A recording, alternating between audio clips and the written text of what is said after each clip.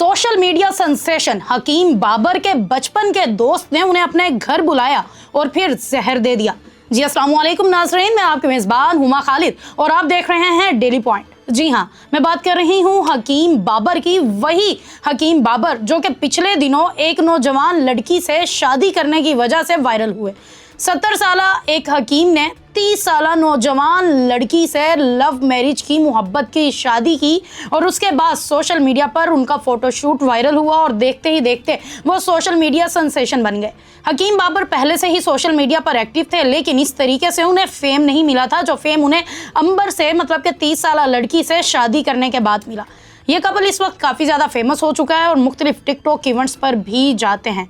नाज़रीन, ये कहानी शुरू होती है ईद के तीसरे दिन से और ये जो मैं आपको बताने लगी हूँ ये सारी हकीम बाबर की ज़ुबानी बताई हुई बातें हैं जो उन्होंने एक कॉल करने पर जो है वो डिटेल्स दी। उनके मुताबिक ईद का तीसरा दिन था और उनके बचपन के दोस्त ने उनको अपने गांव में मदऊ किया, फ़ोन किया कि यार हकीम, तुम मेरे बड़े अच्छे दोस्त हो, बचपन के दोस्त हो, मेरी बीवी, मेरी बच्चियां जो हैं वो तुम्हारी और तुम्हारी बीवी की फ़ैन है। हमारे गांव की लड़कियां आपकी बीवी से मिलना चाहती हैं, उसके साथ फ़ोटोज़ बनाना चाहती हैं, आपसे मिलना चाहते हैं। आपका कपल यहाँ पर जो है वो काफ़ी ज़्यादा फेमस है, तो हमारी ये दावत कबूल करो और हमारे गाँव। जैसे कि हकीम बाबर इस वक्त सोशल मीडिया पर वायरल है, बच्चा बच्चा उन्हें जानता है और इस वक्त पूरे पाकिस्तान में उनको पहचानते हैं लोग कि आखिर ये वही बाबा है जिसने एक नौजवान लड़की से शादी की। तो उन्होंने अपने इस दोस्त की दावत को एक्सेप्ट किया, बचपन का दोस्त था और ईद के तीसरे दिन वो अपनी बीवी, दूसरी बीवी अंबर के साथ और एक उनका ड्राइवर जो कि उनका भांजा था, उसको लेकर जो है वो गाँव चले गए अपने दोस्त के। जब वो वहाँ पर पहुँचे तो सबसे पहले हकीम बाबर और उनकी बीवी और उनके भांजे को जो है वो चाय दी गई।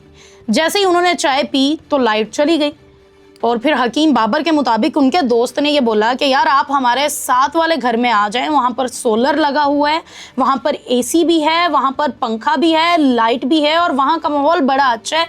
गांव में ऐसे ही होता है कि लाइट चली जाती है तो यहाँ का कुछ पता नहीं लाइट कब तक आएगी कब तक नहीं आएगी। हकीम बाबर ने उनकी बात को समझा और उनके साथ जो है उनके दूसरे घर में मूव कर गए। जब वो वहाँ जाकर बैठे तो उनकी बीवी और उनके भांजे को जो है वो कोल्ड ड्रिंक दी गई जिसमें कोक दी गई उन्हें और हकीम बाबर को जो है वो जूस दिया गया। उनकी बीवी अंबर जो थी उन्होंने कुछ घूंट कोक के लिए और फिर बोतल को साइड पे रख दिया और हकीम बाबर ने फिर उस जूस को उठाया और उस जूस को पीना शुरू किया। 2-3 घूंट लेने के बाद उन्होंने जूस को नीचे रख दिया, लेकिन उनके दोस्त ने उन्हें फ़ौरन टोका और कहा कि यार तुझे तो ये जूस पूरा पीना पड़ेगा। दोस्ती के दावे, दोस्ती के वादे किए, वैसी वैसी बातें बोली कि हकीम बाबर रुक ना पाए और अपने दोस्त के जो हैं वो बातों में आ गए और अपने दोस्त का लाज रखने के लिए, अपने दोस्त का मान रखने के लिए उन्होंने वो जूस है जो पूरा पी लिया। जैसे ही उन्होंने वो जूस पिया तो उनका ये कहना है कि जूस पीते ही उनकी हालत जो थी वो गैर हो गई और उन्हें फ़ौरन पता चल गया कि उन्हें जहर दिया गया है या उनकी तबीयत बहुत ज़्यादा ख़राब होने वाली है।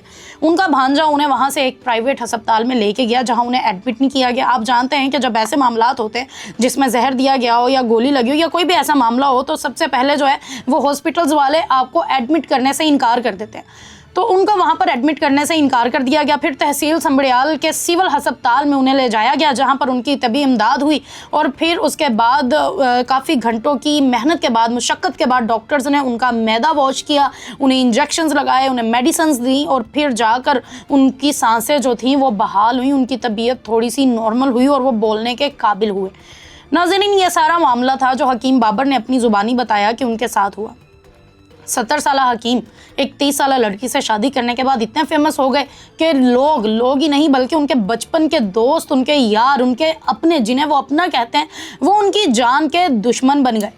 नाज़रीन, अभी इस वक्त जो मामलात हैं वो इतनी हमारे सामने आए हैं, मज़ीद जो चीज़ें हैं वो जारी हैं। जैसी कुछ और सामने आएगा तो आपको वो भी अपडेट देंगे, लेकिन अभी हकीम बाबर के मुताबिक यही है। कभी आपने सोचा कि आखिर ये जितने भी सोशल मीडिया इन्फ्लुएंसर्स होते हैं इनसे हमेशा हमें शिकायत रहती है कि यार हम लोग इन्हें फेमस करते हैं, हम इन्हें वायरल करते हैं, लेकिन ये हमें बुला के नहीं राज़ी, हमारे पास आ के नहीं राज़ी, हम खाने का कहते हैं तो आते नहीं है। शायद ये समझते हैं कि हम इनको इतना महंगा खाना नहीं खिला सकते, इतनी महंगी जगह पर लेकर नहीं जा सकते, इनकी दावतें कबूल नहीं करते। तो उसकी रीज़न यही है कि जब आप किसी की दावत कबूल करते हैं, कहीं जाते हैं, तो वहाँ आपके साथ ऐसा हादसा भी पेश आ सकता है। आप किसी के घर जाएँ, वहाँ पर आपको पकड़ लिया जाए, आपको बंदी बना लिया जाए और आप पर तशद्दुद किया जाए, या फिर आपको इस तरीके से जहर दे दिया जाए। इस वक्त हकीम बाबर की जो तबीयत है वो नासाज है, उनकी तबीयत बेहतर नहीं हुई है, लेकिन जैसे उनकी तबीयत बेहतर होगी तो वो इन चीज़ों को बड़े डीपली देखेंगे भी, मामलात को देखेंगे भी।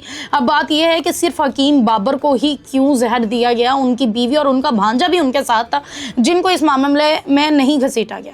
क्या ये कोई ज़ाती रंजिश थी, या फिर ये जो सारा फेम एक हकीम बाबर को मिल गया ये उसकी बिना पर सब कुछ किया गया, या जेलसी आ गई, या क्या मामला था, या फिर हकीम बाबर जो थे वो आगे निकल गए और उनका दोस्त उनसे पीछे रह गया, ये जेलसी भी थी।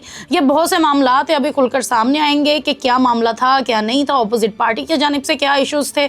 और खैर, हमें इजाज़त दें, अपनी राय कमेंट्स में दीजिएगा। वस्सलाम।